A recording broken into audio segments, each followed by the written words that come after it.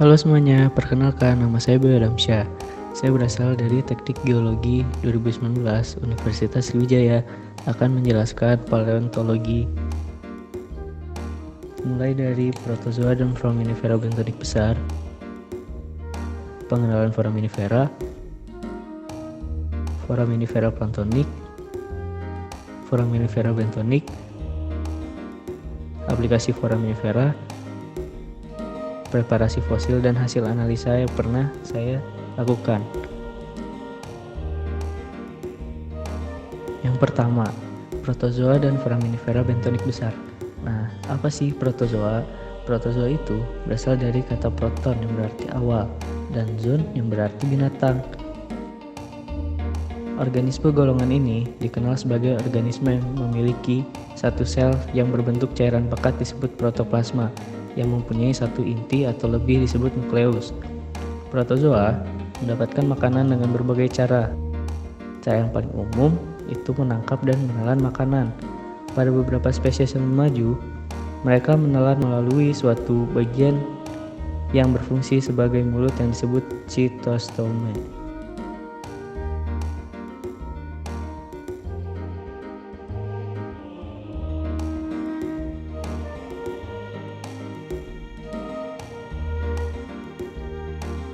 Filum protozoa ini mempunyai ciri-ciri yaitu monoseluler atau bersel satu, belum memiliki pembagian sistem organik, dapat bertahan hidup di segala habitat yaitu air tawar dan air laut.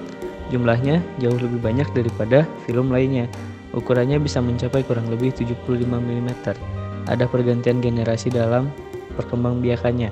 Golongan tumbuhan dan binatang, hidup secara soliter atau hidup menyendiri atau berpasang-pasangan maupun berkoloni. Untuk bergerak, protozoa ini memiliki berbagai macam cara. Ada yang bergerak dengan cara memanjangkan sel yang disebut pseudopia, ada yang bergerak menggunakan batang atau duri yang disebut aksopodia, ada yang bergerak menggunakan semacam bulu getar atau silika, dan ada yang menyerupai cambuk yaitu flagella. Nah, protozoa dapat berkembang biak secara aseksual, seksual, atau gabungan antara aseksual dan seksual. Beberapa protozoa mempunyai alat pelindung di bagian luarnya yang disebut dengan cangkang.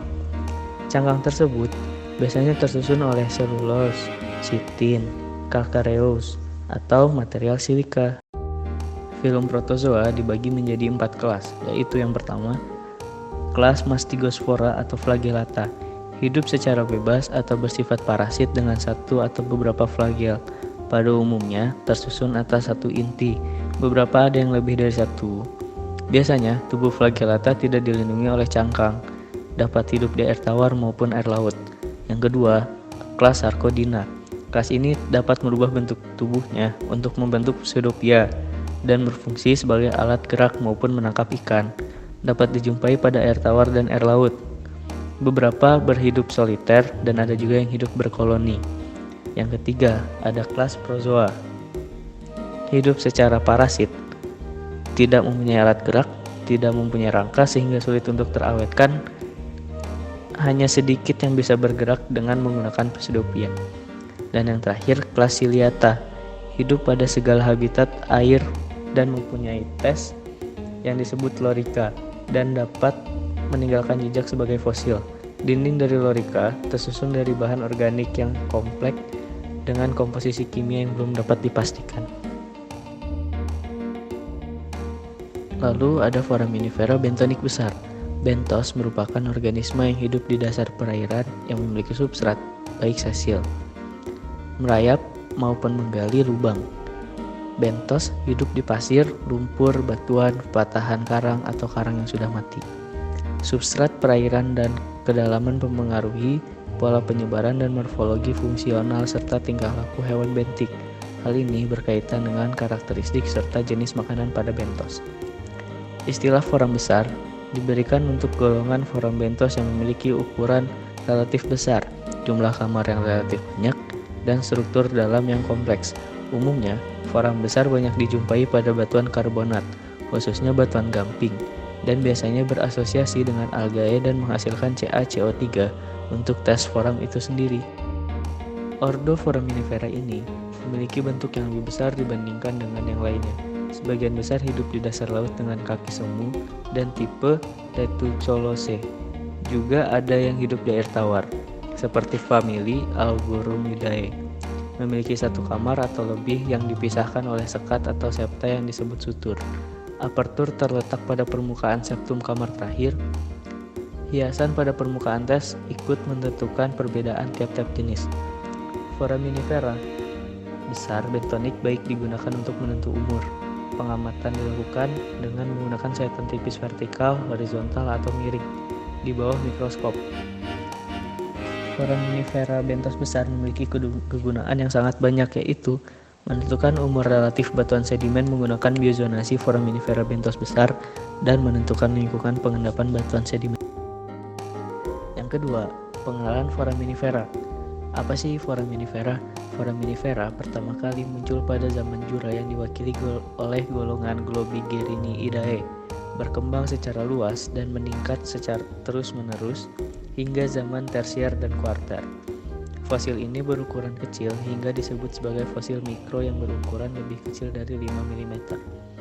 Kegunaan fosil ini untuk menentukan umur relatif batuan yang mengandungnya, membantu dalam studi lingkungan pengendapan atau fasies, korelasi stratigrafi dari suatu daerah dengan daerah yang lain, membantu menentukan batas-batas suatu transgresi dan regresi, bahan penyusun biostratigrafi. Berdasarkan kegunaannya, maka dikenal beberapa istilah, yaitu fosil indeks atau fosil penunjuk atau fosil pandu, yang memiliki artian fosil yang digunakan sebagai penunjuk umur relatif. Pada umumnya, jenis fosil ini mempunyai penyebaran vertikan pendek dan penyebaran luas serta mudah dikenali.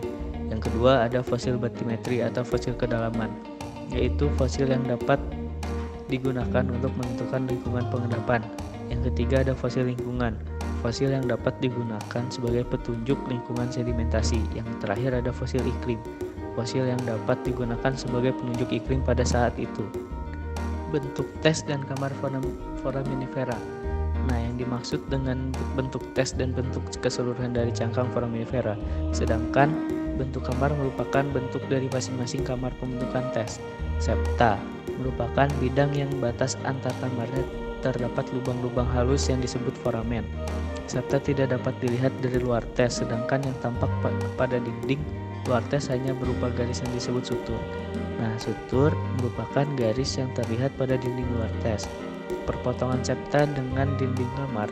Sutur penting dalam pengklasifikasian foraminifera karena beberapa spesies memiliki sutur yang khas. Dalam mengklasifikasikan foraminifera, jumlah kamar dan jumlah putaran perlu diperhatikan karena pada spesies tertentu jumlah kamar pada sisi ventral hampir dapat dihitung, sedangkan pada sisi dorsal jumlah kamar akan berhubungan erat dengan jumlah putaran. Jumlah putaran yang banyak umumnya mempunyai jumlah kamar yang banyak pula. Namun, jumlah putaran dari suatu kamar dalam suatu spesies mempunyai kisaran yang hampir pasti. Susunan kamar foraminifera plankton dibagi menjadi 3, yaitu planispiral, sifat terputar pada satu bidang yang semua kamarnya terlihat serta jumlah kamar ventral dan dorsalnya sama. Contoh Hastigerina. Yang kedua, trokospiral, sifat terputar pada satu bidang. Tidak semua kamar terlihat, jumlah kamar pada ventral dan dorsal tidak sama. Contoh Globigerina. Nah, yang terakhir stratospiral. Awalnya berbentuk trokospiral, kemudian berbentuk planispiral, sehingga menutupi sebagian atau seluruh kamar sebelumnya. Jarang ditemui pada foraminifera planktonik. Contohnya Pulenyatina. Cara menghitung putaran kamar pada foraminifera planktonik yaitu lihatlah dari bagian yang terkecil sampai yang terbesar.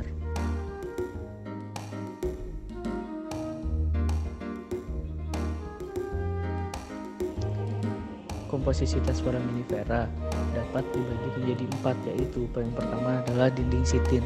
Foraminifera dengan dinding seperti ini jarang dijumpai sebagai fosil, berciri-ciri fleksibel, transparan, berwarna kuning dan tidak berpori-pori. Yang kedua, dinding arenaceous. Dinding ini terbuat dari zat atau mineral asing di sekelilingnya, kemudian direkatkan dengan zat perekat yang berasal dari chitin. Pada dinding ini materinya diambil dari butir pasir. Yang ketiga, dinding siliceous. Beberapa ahli seperti Bradim, Hambler, Sussman, dan Jones berpendapat bahwa silikon dihasilkan oleh organisme itu sendiri. Menurut Glessner, dinding silikon berasal dari zat sekunder.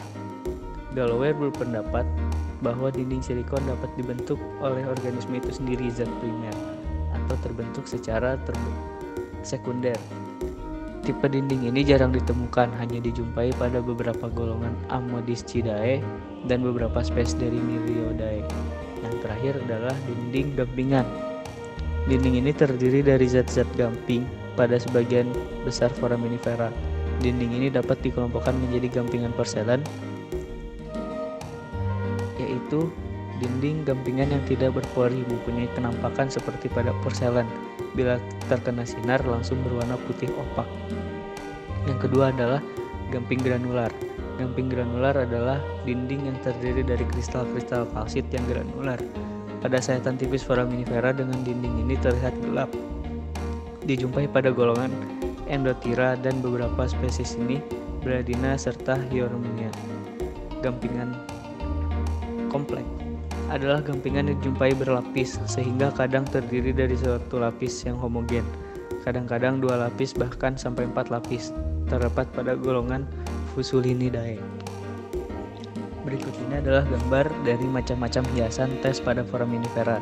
Yang pertama itu ada punctate, smooth, reticulate, pustulous, cancellate, axial costae, dan spiral costae. Nah, pada umbilicus mempunyai dipti umbilicus, open umbilicus, dan ventral umbo. Pada aperture, flap, tooth yang menyerupai seperti baret, lip rim yang ada penebalan, bulah, dan tegila. Gambar berikut ini merupakan macam-macam kamar dari foraminifera planktonik, yaitu ada cancellate, discoidal, biumbilicate, biconvex, flaring, tabular, bifurcating, radiate, arborescent, irregular, hemispherical, zigzag, conical, spherical, spiroconvex, umbiliconvex, lenticular, biumbilicate, dan fusiform. Berikut ini merupakan macam bentuk kamar foraminifera, yaitu ada hemispherical, angular rhomboid, angular conical, radial elongate, clave,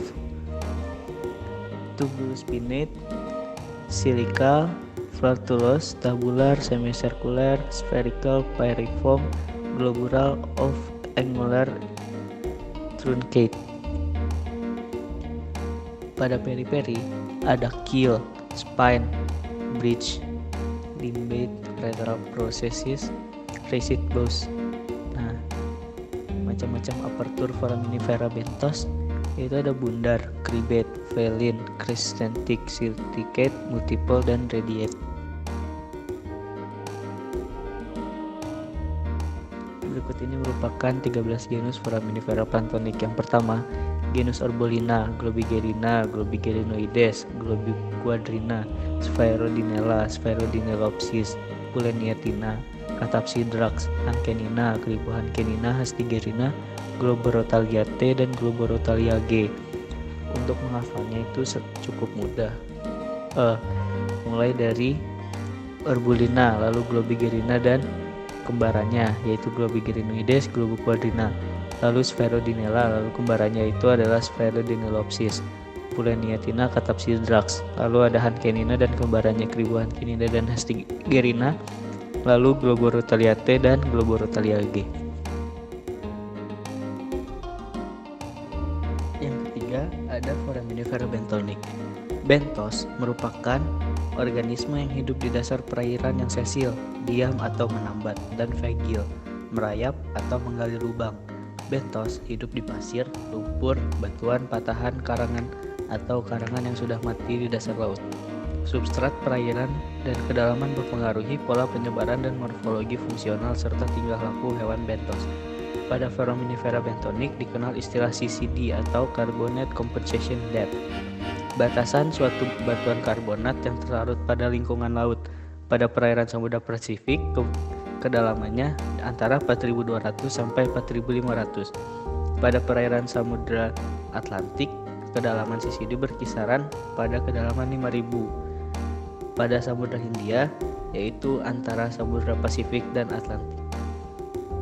Susunan kamar pada foraminifera bentos dibagi menjadi dua, yaitu monotalamus, dan politalamus. Monotalamus merupakan kamar dan bentuk kamar akhir foraminifera yang terdiri dari satu kamar.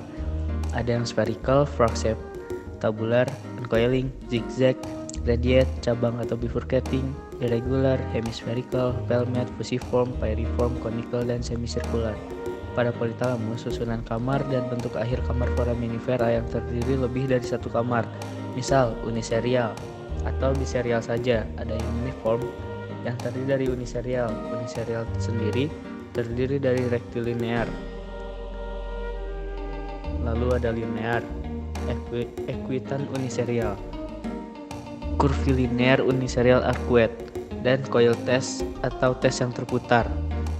Nah, di sini ada dua macam, yaitu planispiral coil test dan Nautile test. Pada planispiral coil test itu dibagi menjadi dua lagi, yaitu involute dan evolute. Involute itu merupakan tes yang terputar pada putaran akhir menutupi putaran yang sebelumnya, sehingga putaran akhir saja yang terlihat. Evolute, tes yang terputar dengan seluruh putarannya dapat terlihat. Lalu pada Nautile test itu merupakan tes yang terputar dengan kamar-kamar di bagian umbilical, menumpang satu sama lain.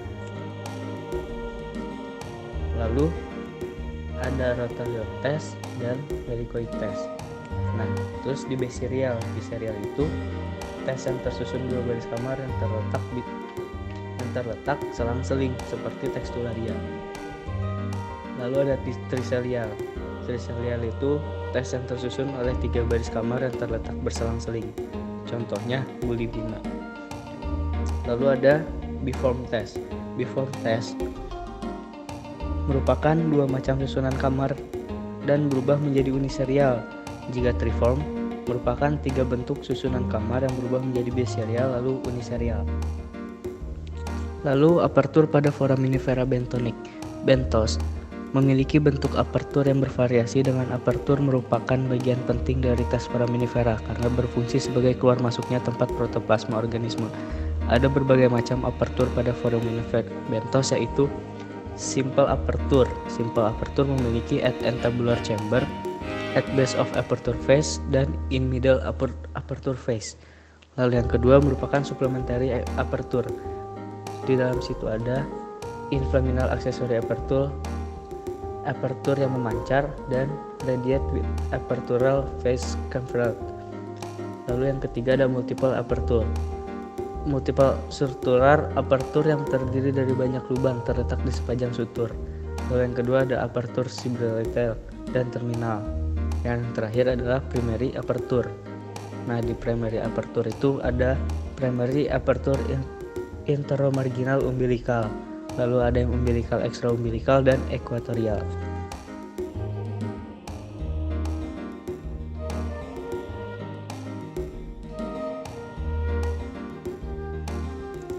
Yang keempat ada aplikasi foraminifera.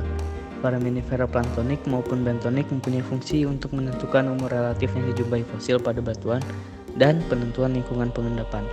Foraminifera planktonik selain jumlah genus yang sedikit, plankton juga sangat peka terhadap perubahan kadar garam.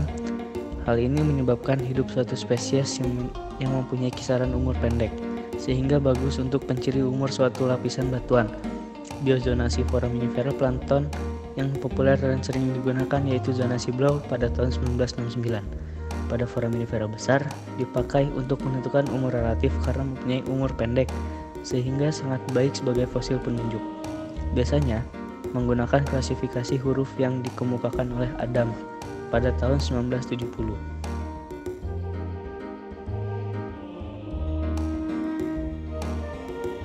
Berikutnya adalah contoh dari aplikasi foraminifera. Pada tabel yang di atas merupakan tabel Blau 1969 untuk menentukan umur pada foraminifera planktonik. Mengapa di sini ditarik umur dari N17 dan N18? Karena pada Globigerina plesiotumida itu merupakan fosil indeks. Fosil indeks merupakan fosil yang memiliki jumlah yang banyak tetapi memiliki umur yang pendek. Lalu ditarik garis. Berdasarkan data tersebut, terdapat nomor batuan TMG4 yang terdapat di daerah Sungai Erkikin. Batuannya batu pasir karbonatan dengan jenis batuan sedimen. Dianalisa oleh Bayu Adamsyah menggunakan tabel Blow 1969, menunjukkan berumur Late Miocene sampai Early Pliocene pada kolom N17 dan N18. Lalu di bawahnya ada tabel Barker. Tabel Barker menunjukkan lingkungan batimetri atau pengendapan pada foraminifera bentonik. Data di atas merupakan contoh batuan Paleon 4 berada di Sungai Erkikin pada batu pasir karbonatan jenis batuan sedimen. Tabel Barker 1960 yang dianalisa oleh Bayu Adamsyah. Lingkungan pengendapan pada neritik tepi 27,3 sampai 72,8 meter di bawah permukaan laut. Nah, rare common abundant. Nah, kenapa pada foraminifera plantonik nomor 4 dipilih sebagai fosil indeks? Karena dia merupakan umur yang paling pendek dan fosil yang paling banyak. Kenapa? Dan di bawah lingkungan batimetri, kenapa pada neritik tepi ditarik kolom? Karena terdapat paling banyak foraminifera yang mengendap di neritik tepi. Lalu yang terakhir ada preparasi batuan dan hasil analisa yang telah dianalisa oleh kelompok 7. Yang pertama, pengambilan sampel. Pilih sampel batuan yang bukan merupakan sebuah bongkahan. Kemudian pilih batuan yang berukuran butir halus sehingga meningkatkan kemungkinan adanya fosil pada batuan tersebut. Tetesi HCl, apabila bereaksi maka batuan tersebut dapat dijadikan sampel dan diambil dengan menggunakan palu. Sampel yang diambil ditumbuk menggunakan palu yang dilapisi dengan karet atau dibalut dengan kain. Batu tersebut ditumbuk sampai ukuran butir pasir sedang halus. Bisa dilihat di foto berikut. Setelah ditumbuk dan dihaluskan, larutkan atau rendam sampel ke dalam hidrogen peroksida hingga kurang lebih 20 jam atau sampai sampel tidak bereaksi lagi saat diaduk. Sesekali larutan tersebut diaduk, kemudian bersihkan sampel dengan air sabun, lalu keringkan di bawah matahari atau dapat juga dengan cara sangrai. Bisa dilihat di foto tersebut. Sebelum melakukan analisa menggunakan mikroskop, pada sampel dilakukan pengayakan terlebih dahulu, kemudian pisahkan sampel sesuai mesh. Siapkan alat-alat yang dibutuhkan saat analisa seperti mikroskop, sampel, plet, jarum, lampu, buku taksonomi, dan lain-lain. Hidupkan mikroskop dan lakukan analisa dan catat nama fosil foraminifera tersebut apabila ditemukan. Pada analisa foraminifera kali ini, kami menggunakan satu jenis batuan yaitu batu gamping pasiran yang bersifat karbonatan. Ditemukan beberapa fosil plankton dan bentos pada batuan tersebut, antara lain bisa dilihat Textularia agglutinans, yang kedua Trilapsis conica. Pada slide selanjutnya bisa dilihat ada Lagena gracillima dan Oolina globosa. Pada slide selanjutnya bisa dilihat Globorotalia Duterte dan Globigerina Pareobulodes. Lalu penarikan lingkungan pengendapan. Kenapa pada batial atas? Karena fosil yang paling banyak ditemukan merupakan Textularia yang hidup pada batial atas. Kesimpulan dari hasil analisa ini merupakan dari analisa foraminifera yang kami lakukan pada batu gamping pasiran yang bersifat karbonatan. Ditemukan beberapa fosil foraminifera yaitu fosil foraminifera bentonik sebanyak 4 spesies, sedangkan fosil foraminifera planktonik sebanyak 2 spesies. Fosil dengan jumlah spesies yang banyak adalah fosil bentos dengan jenis fosil Textularia sebanyak 8 fosil. Dari interpretasi kami berdasarkan Barker 1960 yang dianalisa oleh kelompok 7, lingkungan batimetri yang didapat adalah batial atas dengan kedalaman 791,7 meter. Pada analisa yang kami lakukan, kami mengalami kesulitan dalam menentukan dan menarik umur relatif daripada fosil yang telah kami dapatkan dikarenakan waktu analisa yang sangat terbatas. Dan yang terakhir, keterdapatan fosil dengan jumlah yang banyak ditemukan pada MES 200. Terima kasih.